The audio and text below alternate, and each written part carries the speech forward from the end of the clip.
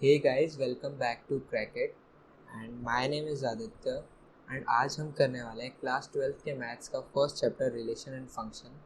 इसमें आज हम करने वाले हैं फंक्शन वाला पार्ट, क्योंकि रिलेशन वाला पार्ट हम पार्ट 1 में कर चुके हैं फिनिश। ठीक है, and this is a part 2 of our chapter function. So चलिए, first of all we will discuss about function. तो पहली बात मैं आपको बता दूं फंक्शन होता क्या है। फंक्शन बताने से पहले मैं आपको क्रैकेट के बारे में एक चीज़ बताना चाहता हूँ कि एक्चुअली हम भी एक स्टूडेंट्स ही हैं, एंड जो हम हैं, जो आपको हम पढ़ाने वाले हैं, वो हम एक स्टूडेंट की तरह से ही पढ़ाने वाले हैं कि एक स्टूडेंट कैसे आप मतलब कैसे समझ पाता है, ठीक है, चीज़ों को। एक तो टीचर होता है, वो अब काफ़ी कॉम्प्लेक्स वे में करके चला जाता है, बट हमें किस वे में समझ में आ रही है वो हमें नहीं पता चलता। ठीक है, तो जिस तरीके से मैंने अपने क्लास 12th में पढ़ा था, मैं उसी टाइप से आपको पढ़ाने वाला हूँ क्रैकेट में। सो सबसे पहले मैं आपको फंक्शन बताना चाहता हूँ। फंक्शन में एक ये है, अगर आपको ये मान लीजिए आपको ये दे रखा है एफ ऑफ एक्स, अगर आपको गिवन है, ठीक है। सो अगर आप इसमें एक्स की वैल्यू अगर ए डालते हो तो आपको सिर्फ ए की आउटपुट मिलना चाहिए। जैसे 1 मिल गया, 2 मिल गया, कुछ भी, सिर्फ सिंगल आउटपुट मिलना चाहिए। ऐसा नहीं कि 2-3 दे मिल रखे हैं, ठीक है। सो अगर ये चीज़ आपकी ट्रू हो जाती है तो आप बोल सकते हो मेरा जो रिलेशन है वो मेरा फंक्शन था। ठीक है, function is a part of आपका रिलेशन का ही पार्ट है फंक्शन। ठीक है, आपका रिलेशन का ही पार्ट है फंक्शन। सबसे पहले जो आपको इधर ये दिख रहा है, इस चीज़ को हम बोलते हैं डोमेन। क्या बोलते हैं हम इसको? डोमेन। एंड इसको बोलते हैं हम को डोमेन। ठीक है, अब आपसे एक क्वेश्चन आ सकता है जो एग्ज़ाम में आ सकता है। एग्ज़ाम में आपसे ये क्वेश्चन आ सकता है कि range is a set of, जो range is a set of codomain आती है। क्यों आता है? क्योंकि अपन जो भी एक्स की वैल्यूज अपन इसमें से डाल रहे होंगे, ठीक है, हमें आउटपुट इधर से मिल रहा होगा। ठीक है, सो जो भी आउटपुट मिल रहा होगा वो इस सेट में लाई करेगा। ठीक है, तो रेंज जो है वो सबसेट हो गई ना कोडोमेन का। तो ये बेसिकली आपका मतलब था। अब चलिए नेक्स्ट टाइप ऑफ फंक्शन पढ़ते हैं। सो सबसे पहले आता है आपके पास 1-1 फंक्शन। क्या आता है आपके पास? 1-1 फंक्शन। ठीक है, अब 1-1 के मैं आपके बारे में बता दूं, अगर एक ही डोमेन सिर्फ एक ही को डोमेन से रिलेटेड है, एक ही डोमेन सिर्फ एक ही को डोमेन से रिलेटेड है, तो हम बोल देंगे जो मेरा जो रिलेशन है, मेरा जो फंक्शन है वो क्या है? 1-1 फंक्शन। ठीक है, जैसे कि ऐसे सिर्फ सिंगल सिंगल से रिलेटेड हो। ठीक है, ऐसा नहीं होना चाहिए ए जो है वो इससे भी रिलेटेड है। ठीक है, तो ये पहली बात तो ये फंक्शन ही नहीं होगा, इससे रिलेटेड होगा। बट हाँ, 1 अगर इससे रिलेटेड है तो हम बोल देंगे ये जो मेरा फंक्शन है वो क्या है? मैनी 1। क्योंकि 1-1 मतलब जैसे नाम से ही आपको समझ आ रहा है, एक एक से रिलेटेड होना चाहिए। ठीक है, एक जो है वो एक से ही रिलेटेड होना चाहिए। बट इधर क्या हो गया? 1 जो है वो ए से भी रिलेटेड हो गया एंड डी से भी रिलेटेड हो गया। सो हम क्या बोल देंगे, ये जो मेरा फंक्शन हो गया ये क्या हो गया? मैनी 1। सो 1-1 और मैनी 1 का आपको मतलब समझ में आ गया इधर। चलिए अब देखते हैं हम कैसे हम प्रूफ करते हैं 1-1 को। आज जैसे आपको क्वेश्चन में तो इस टाइप से आप बता नहीं सकते उनको, आपको प्रूफ देना पड़ेगा। तो प्रूफ के लिए हम क्या करते हैं, एफ ऑफ x1, इस चीज़ को हम प्रूव होता है जिस चीज़ के लिए ये, ठीक है, F of x1 is equals to F of x2। So अगर एक इसको सॉल्व करने पर अगर x1 is equals to x2 आ जाए आपके पास, ठीक है, अगर आपके पास x1 is equals to x2 अगर आपके पास आ जाता है, देन वी कैन से कि जो मेरा फंक्शन है वो क्या था? 1-1 फंक्शन था। ठीक है, 1-1 फंक्शन है मेरा। ठीक है, तो हम ये चीज़ हम बोल सकते हैं। बाकी मैं आपको थोड़े 1-2 क्वेश्चन हम इसमें करेंगे तो उससे थोड़ा और डेटा क्लियर हो जाएगा आपको। अब बात करते हैं ऑन्टो फंक्शन की। सो ऑन्टो में एक बेसिकली जो मतलब होता है कि ये जो कोडोमेन है ना, ये जो कोडोमेन है, इसका कोई भी एलिमेंट खाली नहीं रहना चाहिए।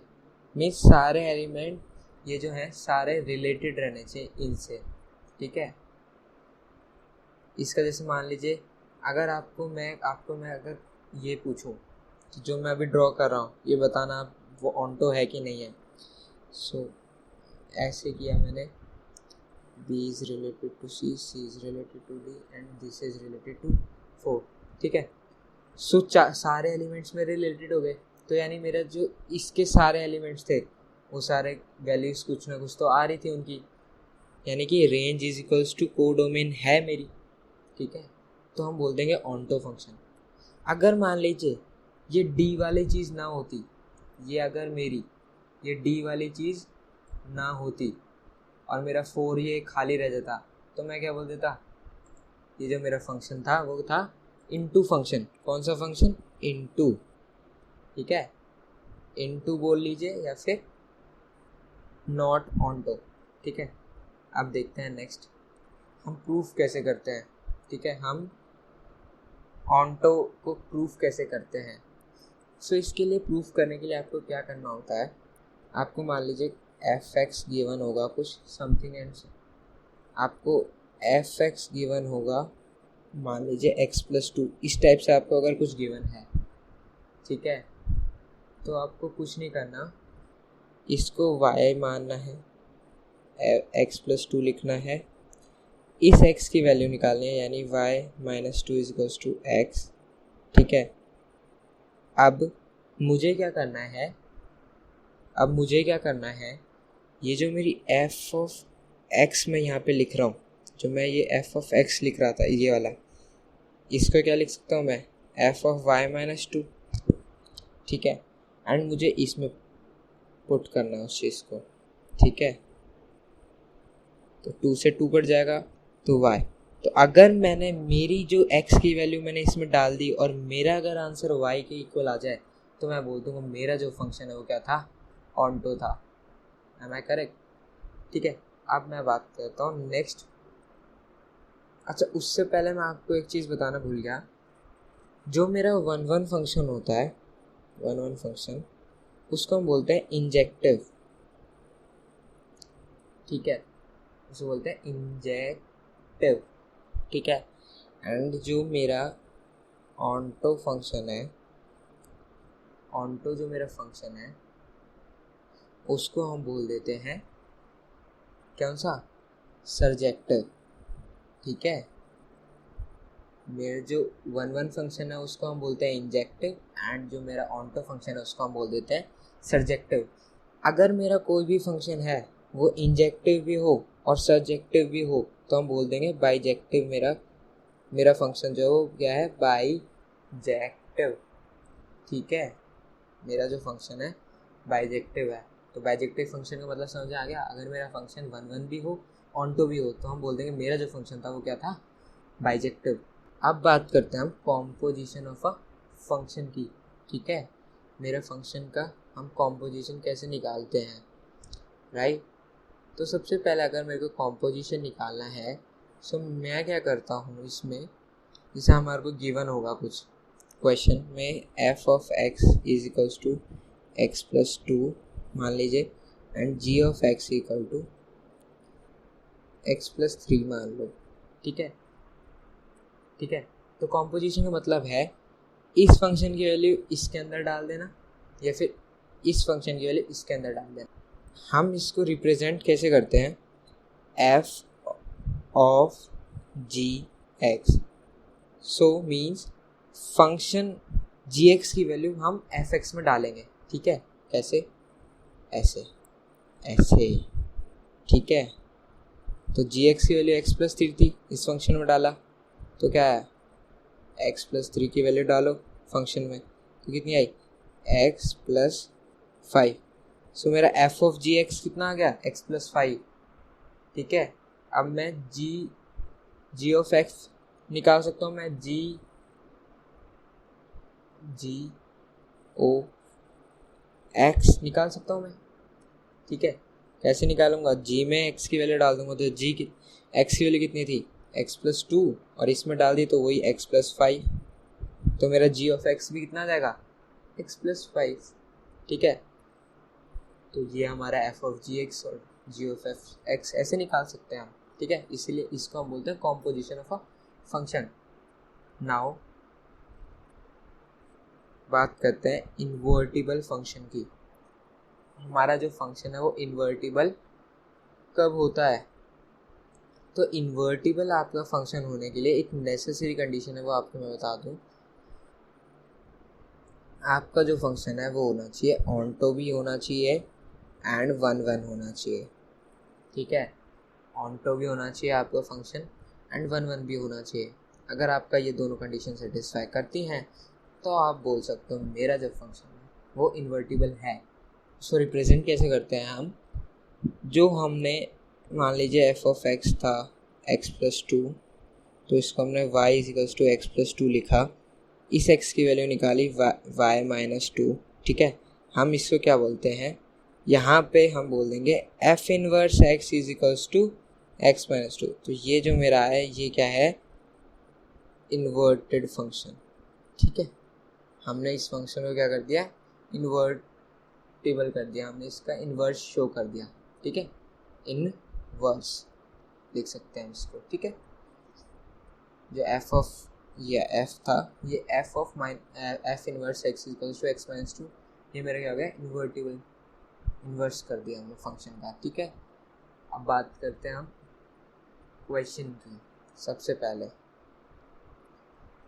हमें क्वेश्चन में गिवन है एफ एक्स की वैल्यू, एफ ऑफ एक्स की वैल्यू 2x के बराबर। ठीक है, तो हम क्या करेंगे, मैंने आपको पहले ही बताया था, इसमें 1 1 प्रूफ करने के लिए करेंगे F of x1 F of x2 को ट्रू मान लेंगे एक बार, तो क्या आ जाएगा 2x1 2 ऑफ x2। ठीक है, इस 2 से इस 2 को काट देंगे तो हमारे पास क्या आ गया, x1 x2। दैट मीन्स मेरा जो फंक्शन है वो क्या हो गया, ये मेरे पास आ गया। तो मैं क्या कह सकता हूँ, मेरा जो फंक्शन था वो कितना क्या होगा, ऑनटो 1 1, मेरा जो फंक्शन है वो क्या हो गया 1 1। ठीक है, अब हम बात करते हैं ऑनटो की। ऑनटो कैसे निकालते हैं, सो आपको F of X equal to 2x given है, y=2x, मतलब कि x=y/2। ठीक है, अब इसमें x की वैल्यू इसमें पुट करेंगे तो F of y/2 2 into x की जगह y/2 पुट करना है, तो y/2 इससे इसका कट गया, तो यानी y। तो मैंने बोला था ना आपको, अगर आपने x की वैल्यू पुट करके आपकी अगर वैल्यू y आ जाती है तो मेरा जो फंक्शन हो जाता है वो क्या हो जाता है, ऑनटो। ठीक है, तो ये था मेरा एक क्वेश्चन। अब देखते हैं दूसरा क्वेश्चन। इसमें हम निकाल रहे होंगे एफ ऑफ जी एक्स और जी ऑफ एफ एक्स। ठीक है, इसके लिए सबसे पहले एक लाइन ड्रॉ कर लेते हैं हम। अब सबसे पहले मैं निकालता हूँ जी एफ ऑफ जी एक्स निकालते हैं पहले। सो एफ ऑफ जी एक्स यानी फंक्शन ऑफ जी एक्स की वैल्यू एफ एक्स में।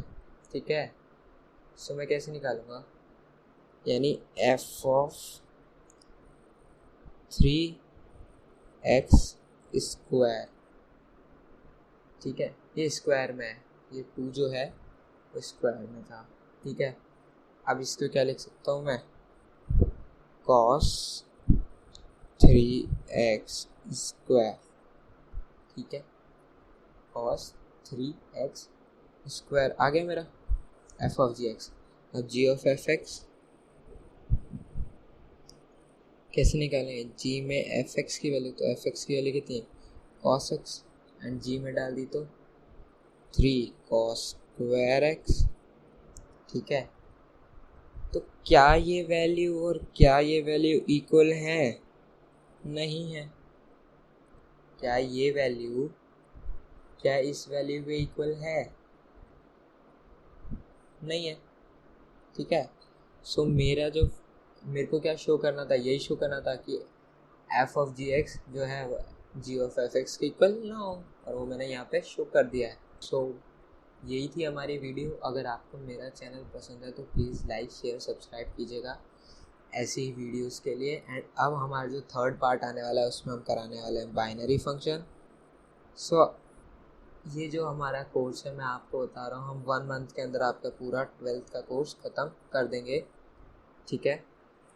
सो प्लीज़ बने रहिए मेरे चैनल के साथ। Thanks for watching.